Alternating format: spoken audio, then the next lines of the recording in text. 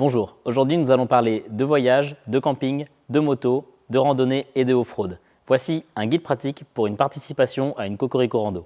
Nous allons découper cette vidéo en plusieurs étapes. Vous pouvez suivre l'horodatage pour vous rendre directement sur les parties qui vous intéressent. Nous aborderons le véhicule, le pilote, le pactage, la navigation, la logistique, le roulage et enfin l'assistance. Pour cette vidéo, j'ai reçu l'aide de Guillaume que je remercie. Il était avec moi à la dernière Vercingétorix. J'ai également reçu beaucoup d'aide de l'organisation. Bonne vidéo. Pour le choix du véhicule, il n'y a évidemment aucune règle.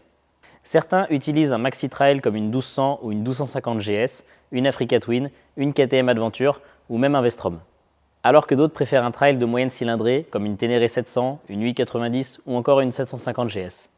Enfin, beaucoup utilisent une moto un peu plus ancienne, elle générera probablement un petit peu moins de coûts en cas de problème ou de chute. Cela donne un bivouac très varié et adapté à tous. Vous vous en doutez, le parcours mélange route et off-road, cailloux, ornières, boue et parfois tout ça dans la même journée. Le sujet pneus est donc très important. Je pense qu'il existe deux cas de figure. Le premier, vous utilisez vos pneus toute l'année et donc vous faites majoritairement de la route, mais il vous arrive parfois de faire une randonnée avec du tout-terrain. Dans ce cas, les montes d'origine sont souvent très adaptés à cet usage, c'est-à-dire en gros 80% de route et 20% de tout-terrain. Ce sont des pneus qui résistent très bien au kilomètre, ils tiendront entre 4000 et 6 ou 7000 km. Je peux vous citer les Scorpion Rally, les TKC 70 ou 80 ou encore les Anaki Wild. Les inconvénients, ils pourront assez rapidement montrer leurs limites en tout-terrain, notamment dans la boue ou le gras. Ils auront tendance à glisser davantage que des pneus vraiment typés tout-terrain. Le second cas de figure, vous décidez de monter une paire de pneus spécifiques pour faire votre randonnée. Dans ce cas, vous entrez dans l'univers des pneus très performants mais qui s'usent également très rapidement. C'est le choix que j'ai fait. C'est légèrement plus onéreux mais ça permet de profiter à 100% des capacités de sa machine en tout terrain. Et surtout, cela permet de faire moins de compromis lorsque l'on repasse sur des pneus à profil routier. Mais attention, même dans ce cas de figure, il faudra faire des choix. Certains pneus sont très performants en tout terrain, c'est le cas par exemple des Metzeler Carro Extreme, mais ils s'usent également très vite. Et à la moindre portion d'autoroute, vous allez voir vos pneus fondre comme neige au soleil. Pour avoir un train de pneus performant avec un minimum de résistance, il existe des pneus à profil tout terrain, mais à gomme assez dure. Je peux vous recommander éventuellement les Mitas E12 et E13. Mais comme beaucoup de sujets, les pneumatiques, c'est également une histoire de ressenti. Il n'y aura pas mieux que de vous faire un avis par vous-même en essayant différentes pneumatiques.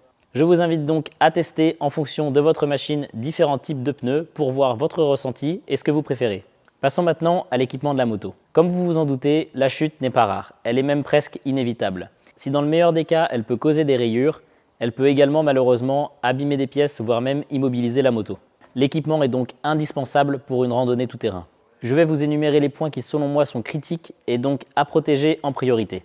Le premier point faible d'une moto, c'est le dessous du moteur. Il est très exposé et c'est une partie assez fragile.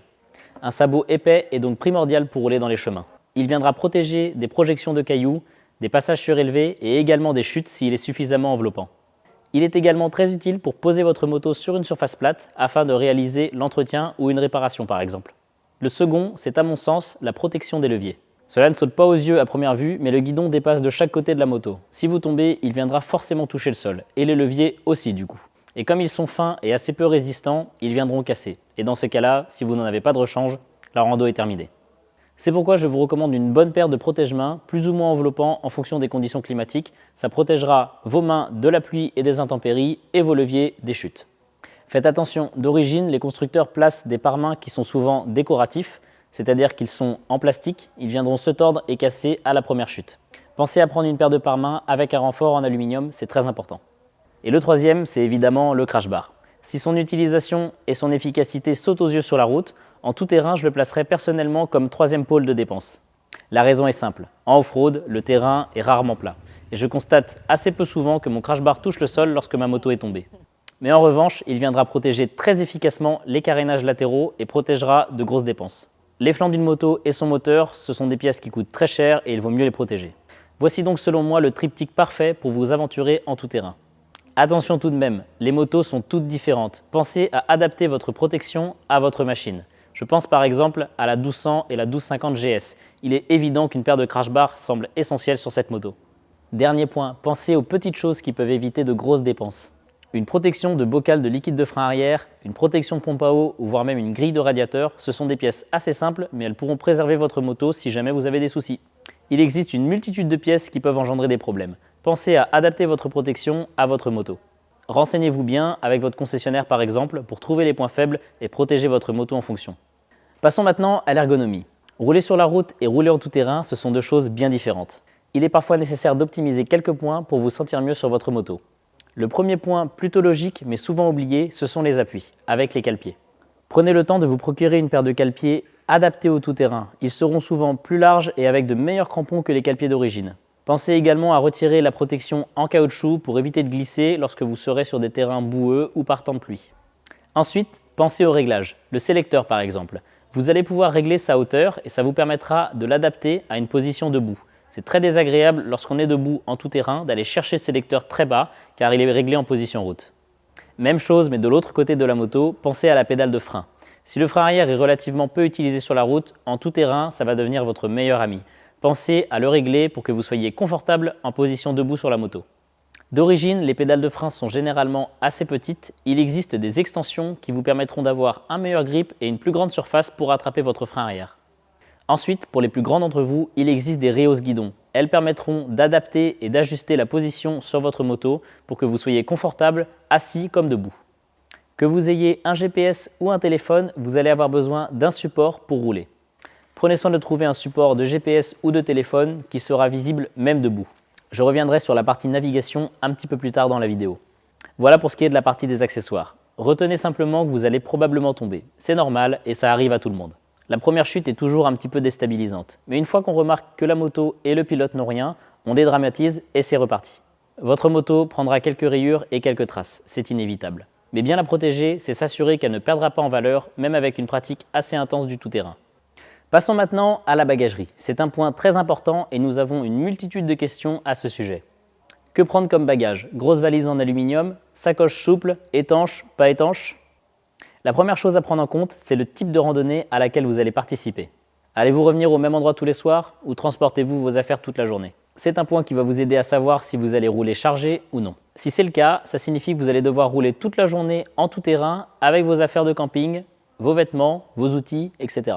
Cela signifie que vos bagages doivent être adaptés pour rouler dans une position agréable, au sec, protéger vos affaires, protéger la moto et ne pas s'abîmer en cas de chute. En tout terrain, on a besoin d'être très mobile sur la moto. Il n'est pas rare de se déplacer d'avant en arrière, au-dessus de la selle passager même. C'est pour cette raison que je vous recommande de partir sur des valises latérales. Elles ont plusieurs avantages, le premier étant la place. Vous pouvez trouver des valises ayant une grande capacité et profiter de quasiment 80 litres d'emport pour transporter vos affaires. Le second avantage, c'est la répartition des masses. Elles sont en bas, bien équilibrées et le poids est bien réparti de chaque côté de la moto. Vous ne sentirez donc pas trop le poids supplémentaire. Maintenant que vous savez quel type de valise prendre, il vous faut définir le matériau. Aluminium, semi-rigide, souple, étanche ou pas étanche. En tout terrain, on a tendance à dire que l'ennemi, c'est le poids. C'est pourquoi une valise en aluminium qui pèse à vide 5 kg, c'est peut-être pas le choix le plus judicieux. Sans parler des vibrations qui, à la longue, risquent d'abîmer les points de fixation ou le support latéral de la moto. Dans ce cas, il nous reste un choix qui, à mon sens, est le plus judicieux lorsque l'on fait du tout-terrain, c'est la valise souple. Ce sont des valises plus légères, étanches et qui protégeront aussi bien vos affaires lorsque vous roulez en tout-terrain. Elles se déforment en cas de chute et viendront épouser la forme du sol. Si jamais vous les déchirez, vous pourrez toujours repartir avec une sangle. Et enfin, certaines d'entre elles peuvent proposer la même capacité qu'une valise en aluminium. C'est donc ce que je vous recommande pour faire des randonnées tout-terrain. Attention tout de même, je ne critique pas les valises en aluminium. Elles offrent beaucoup d'avantages que les bagages souples n'ont pas. Le premier, c'est la protection de vos affaires évidemment, car une valise en aluminium est verrouillable. Le second, c'est la place. Même si certaines valises peuvent atteindre les mêmes capacités qu'un bagage alu, il sera toujours plus confortable de charger une valise en aluminium qu'un sac souple. À mon sens, elles s'adaptent mieux à un usage routier que tout terrain. Mais si vous en avez une paire, elles pourront faire l'affaire. Il n'existe pas que les valises. Si vous voyagez seul et que vous avez une selle passager suffisamment profonde avec peut-être un porte-paquet, pensez également aux sacoches de selle. Bien positionnées et bien sanglées, elles permettent également de transporter beaucoup d'affaires. Le poids étant un petit peu plus haut, vous risquez de plus le ressentir. Mais il n'y a pas de solution plus économique qu'un sac de selle étanche qui permet de protéger vos affaires et de les transporter avec vous. C'est donc également une solution plutôt convaincante. Pour bien centrer et répartir les masses, j'utilise à titre personnel des valises latérales et une sacoche de selle. Dans mes valises latérales, je loge mon duvet, mon tapis de sol, ma tente et mes affaires de pluie. Ce sont des éléments plutôt volumineux qui ne craignent pas grand chose en cas de chute. De plus, ils sont assez légers et je peux répartir homogènement le poids entre mes deux valises. Je préfère rouler avec mes valises pour conserver de la mobilité et pouvoir me déplacer au-dessus de la selle pilote et passager. Et en complément de cela, je monte sur mon porte-paquet arrière une sacoche de selle. Je viens y loger mes vêtements, mes affaires de toilette, mes outils et mon appareil photo. Un autre avantage de choisir les valises latérales et une sacoche de selle, c'est la modularité. Si je participe à une randonnée avec le même bivouac tous les soirs, je peux choisir de rouler sans mes valises par exemple. Et dans ce cas, je conserve ma sacoche de selle qui me permet d'emporter avec moi mon casse-croûte et mes outils. Ou alors je peux faire le choix inverse, je retire ma sacoche de selle, mais je conserve mes deux valises vides pour mettre mon casse-croûte et mes outils. Mais il existe également d'autres solutions bien pratiques auxquelles on ne pense pas forcément lorsqu'on débute. Je pense par exemple aux sacoches de crash bar. Elles sont petites et assez exposées en cas de chute, mais elles offrent un avantage qui est non négligeable, c'est leur position. Elles se font totalement oublier car elles enveloppent le moteur. Ça peut être une solution très convaincante si vous souhaitez partir sans rien avoir derrière vous. Je vous déconseille de placer dedans des objets lourds ou saillants. Évitez d'y mettre vos outils. Si jamais vous tombez, ils pourraient perforer la sacoche et venir endommager les carénages. J'espère que vous y voyez plus clair avec la bagagerie. Le plus important, c'est de trouver une formule qui vous convient et qui s'intègre parfaitement avec votre mode de fonctionnement. Et enfin, si vous souhaitez vraiment voyager léger, Cocorico Rando propose une option payante qui enlève un petit peu de charme à la randonnée, mais il vous propose de transporter vos bagages dans un camion. Si c'est votre première Cocorico Rando, félicitations. Mais rassurez-vous, vous ne serez pas seul. Il y a environ 40% de débutants sur chaque randonnée. Les itinéraires, qu'on appelle des traces, sont adaptés au niveau de chacun. Il y aura quelques difficultés, mais toujours la possibilité de les éviter. Et vous verrez, l'ambiance est chaleureuse et vraiment bienveillante. Tout le monde aura un petit conseil à vous donner si jamais vous débutez. Les randonnées sont bien évidemment accessibles à deux sur la moto. Pour votre équipement, il existe plein de solutions différentes. Des bottes de motocross pour une grosse protection des pieds, des chevilles et des tibias. Des bottes d'enduro seront elles un petit peu plus souples et moins rigides au niveau de la cheville. Des bottes de trail seront elles nettement plus souples et plus confortables à porter. Elles seront adaptées à un usage routier et tout-terrain. Mais elles auront une protection un peu plus réduite que les deux autres modèles. Pour la tête, un casque de route fonctionnera très bien. Le seul désavantage par rapport à un casque de motocross, ce sera la ventilation et l'aération. Ces derniers permettant d'avoir un champ de vision très large et une très grosse ventilation. Mais attention en cas de mauvais temps, cela peut devenir très pénible à porter sur une journée entière en cas de pluie ou de froid.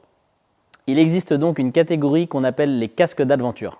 Ils proposent une aération très correcte, une casquette pour protéger des intempéries et du soleil, et enfin un champ de vision suffisamment large pour être confortable en tout terrain. Ils disposent également d'une visière pour avoir un usage route plutôt convaincant. Passons aux gants. Si c'est la température extérieure qui dicte le choix pour la route, en tout terrain, c'est un petit peu différent. Déjà, car on roule beaucoup moins vite que sur la route. Le froid est donc un peu moins perturbant. Ensuite, car on est beaucoup plus mobile et donc actif. Ce qui implique également d'avoir des gants dans lesquels on est à l'aise. Je vous déconseille le cuir. C'est un petit peu moins agréable, ça peut être collant et un peu plus chaud. Pour le pantalon et le manteau, le plus important, c'est d'être bien. Les fabricants proposent de super solutions avec des protections déjà intégrées. Pensez à bien protéger votre corps. Vos tibias, vos genoux, vos hanches, votre dos, vos coudes et vos épaules. Je vous recommande d'utiliser du textile avec une doublure étanche. Elles peuvent se retirer pour respirer en été et de rester au sec lorsqu'on en a besoin. Et enfin, pour les conditions les plus chaudes, une tenue de motocross avec un pare-pierre, un maillot et un pantalon, c'est une solution également très efficace. Retenez simplement qu'en off-road, vous roulez beaucoup moins vite que sur la route. Vous êtes plus actif et beaucoup plus mobile. Le résultat, c'est qu'on transpire nettement plus. Donc équipez-vous avec des produits plutôt techniques pour être confortable et bien protégé. Passons maintenant au pactage. Mais pour mieux vous expliquer tout ça, je vais laisser la parole à Guillaume. Alors, qu'est-ce que j'emporte dans mon pactage? De quoi dormir, donc primordial pour rester au chaud, au sec. La tente, sac de couchage, tapis de sol, un petit oreiller gonflable, ça c'est hyper bien parce que si tu veux bien dormir, c'est nécessaire. Dans le pactage, tu as besoin de tes vêtements. Donc moi, j'ai petit tips, j'ai des petits sacoches comme ça qui te permettent d'organiser et de ne pas tout foutre en bordel dans tes sacoches. Tout ce qui est sous-vêtements, t-shirts, pantalons, ce genre de choses. Des sacs étanches, comme ça, j'en ai plusieurs tailles. C'est pratique aussi parce que tu mets tes affaires sales et puis tu mets aussi ton gel douche pour éviter qu'il se renverse et qu'il coule partout. Et justement, en cas de gel douche, tu trouveras des petits gels douche qui font lessive, qui font gel douche, qui font shampoing, qui font qui sont biodégradables. Tu peux faire plein de choses avec et tu trouves ça dans les grandes surfaces de sport. Et puis je prends mon appareil photo qui est là. Parce que moi j'aime bien faire des photos et puis comme on passe toujours dans des beaux paysages, ce genre de rando, franchement ça le fait. Et en plus, prendre les gens en photo, c'est top, ils sont contents. Ça fait toujours plaisir. Passons maintenant à la navigation. C'est parfois très intimidant lorsqu'on ne connaît pas, mais en réalité, c'est plutôt simple. Quelques jours avant la randonnée, vous recevez un email de l'organisation avec les traces. Elles sont sous forme de GPX, lisibles par certains GPS et sur votre téléphone avec les bonnes applications. Mais si vous le souhaitez, Cocorico Rando propose la location de GPS Tripi que vous pouvez réserver pour suivre la trace. Alors, les concurrents viennent chercher un Tripi, pour ceux qui désirent. Ils n'ont qu'à allumer, suivre le roadbook du jour et rouler. Un coup d'œil devant, il reste allumé toute la journée. Il a une autonomie de 20 heures, donc pas de souci. C'est un roadbook électronique qui suit tous les waypoints qu'on a mis sur le jour. Passons maintenant aux traces et je vais demander à Alex de répondre à toutes nos questions. Alors, donc à la base, quand on fait le tracé, on fait la trace extrême. Ensuite, à tous les endroits où on va considérer qu'une personne qui va mettre la première fois les roues dans la terre va soit serrer les fesses, soit voilà, qui pourrait prendre peur, ce qui pourrait générer une chute. On va faire un contournement par l'aventure. Alors ça peut être soit par du bitume, soit s'il y a de la piste plus simple, par de la piste. Ça ne veut pas forcément dire qu'il y a moins de chemin. Et voilà, alors ça peut même être voilà, une personne qui est expérimentée va dire pourquoi là c'est de l'extrême. C'est vraiment, il faut se mettre à la place du débutant, et même si c'est un chemin herbeux qui a des petites ornières cachées qui pourraient ne pas gêner un confirmé, voilà, ça passe en extrême, quoi. Il n'y a pas de classement, l'objectif est juste de profiter de la région et de se balader sur de belles routes et de beaux chemins. En fait, on se réveille tranquillement, 7h30 le petit-déj. Jusqu'à 8h30. Donc le premier jour, ça laisse un peu le temps de se faire des copains, de trouver avec qui rouler. Ensuite, on a le briefing à ne pas manquer à 8h30. Et donc une vingtaine de minutes. Et puis après, on lance les départs dans la foulée par petits groupes de 5. Et après, c'est parti. Donc ils choisissent trace extrême, trace aventure, trace bitume. Et ensuite, voilà, chacun roule à son rythme, chacun se débrouille pour manger, donc soit au restaurant, soit on peut fournir des paniers repas. Et du coup, les retours s'étalent en règle générale à partir de 16h30, 17h jusqu'à 19h. Et à partir de 19h30, repas jusque tard. La vitesse n'est clairement pas l'objectif. Ici, c'est pour la balade non chronométrée. Vous roulerez donc aux vitesses limites en vigueur. N'oublions pas que dans les chemins, on n'est pas forcément très bien vu à moto. C'est bruyant, ça soulève de la poussière et c'est parfois assez surprenant pour des randonneurs. Donc dès qu'on croise des riverains, c'est toujours apprécié de ralentir, voire de s'arrêter pour discuter un petit peu. Sur la trace, vous êtes autonome. Vous êtes donc libre de dépasser d'autres randonneurs si vous le souhaitez. Pensez à faire attention aux distances de sécurité et à ne surprendre personne. La trace est composée au maximum de tout terrain, mais vous passerez forcément par des petites routes, des communes et quelques villages. Vous passerez également à proximité de stations essence. Elles sont indiquées sur la trace et vous pourrez vous y arrêter dès que vous en avez besoin. Vous pourrez vous arrêter un petit peu n'importe où pour faire une pause, tant que vous ne gênez pas le passage des autres participants. Et pour la dernière rubrique, parlons des problèmes. Que faire en cas de casse ou en cas de panne ? En tout terrain, les motos sont soumises à beaucoup de vibrations. Et malheureusement, dans certains cas, ça peut causer des problèmes. Pour les petites pannes, les crevaisons ou les pièces tordues, il faudra jouer la carte de l'autonomie. L'entraide étant toujours abondante, vous trouverez forcément une solution. Et si vous tombez malheureusement sur une panne plus sérieuse, l'organisation met à disposition une solution pour vous rapatrier au bivouac. Vous pourrez alors solliciter l'équipe de mécaniciens qui vous aidera à réparer pour repartir le lendemain. Alors l'idéal, c'est de parer aux premières nécessités.